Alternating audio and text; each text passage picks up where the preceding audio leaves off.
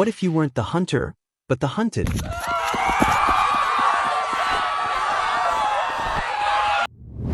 Deep in the wilds of East Africa, men are building a railway across unforgiving land. But something is watching. Something clever. Something fearless. Every night, it strikes, dragging men from their tents, leaving only blood and silence.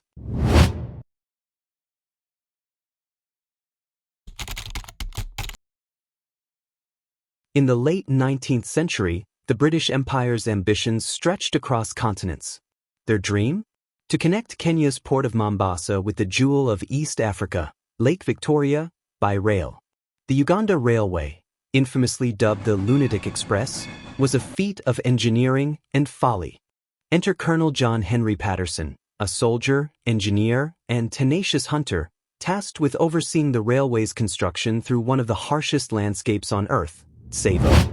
Heat, drought, dense thornbush, crocodile-infested rivers, and wildlife capable of consuming a manhole. But nobody could have predicted what lay ahead. It began simply, men disappearing. One night, a worker fails to return from his shift.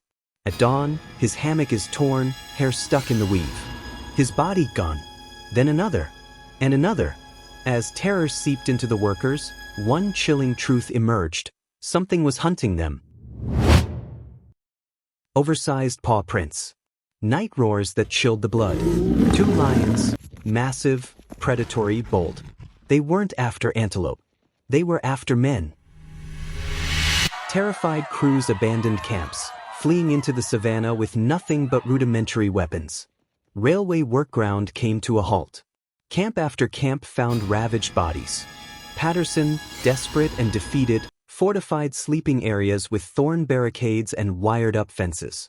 But the lions, cunning and fearless, would rip through them, shatter gates, shrug off fire. Nothing worked. Estimates of the death toll vary. Patterson claimed over 135 victims. But even conservative scientific studies suggest at least 35 brutally slain human beings. The toll was deadly real. Patterson decided he must end it himself. Nights bent to tension, waiting, breathing, listening. One night he spots movement. Two glowing eyes creeping closer. He fires. Nothing. The lion vanishes. At last, on the night of December 9, 1898, after dozens of failed attempts and nights spent frozen in fear, a lion emerges from the black. A shot rings out. The first man-eater falls. But the terror was not over. The second lion ambushed in daylight, elusive, sly. It took days of tracking, baiting, and patience. Finally, the second man-eater was brought down. The camp erupted in relief.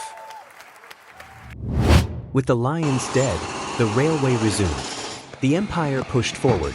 Patterson's account captured the world's attention, a tale of man versus nature on the edge of civilization. But the legacy lingers. For decades, researchers debated the true number of victims. Some concluded no more than 35. Still, the memory endures. The Tsavo man-eaters were never ordinary lions. Were they ill? Pressured by famine? Or driven by instinct honed in the wild? We may never know. But their story, gruesome, primal, unforgettable, reminds us, in the wild, nature's predators do not wait for civilization to encroach.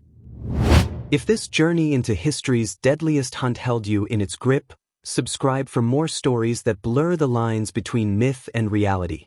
Until then, remember, the wild never forgets.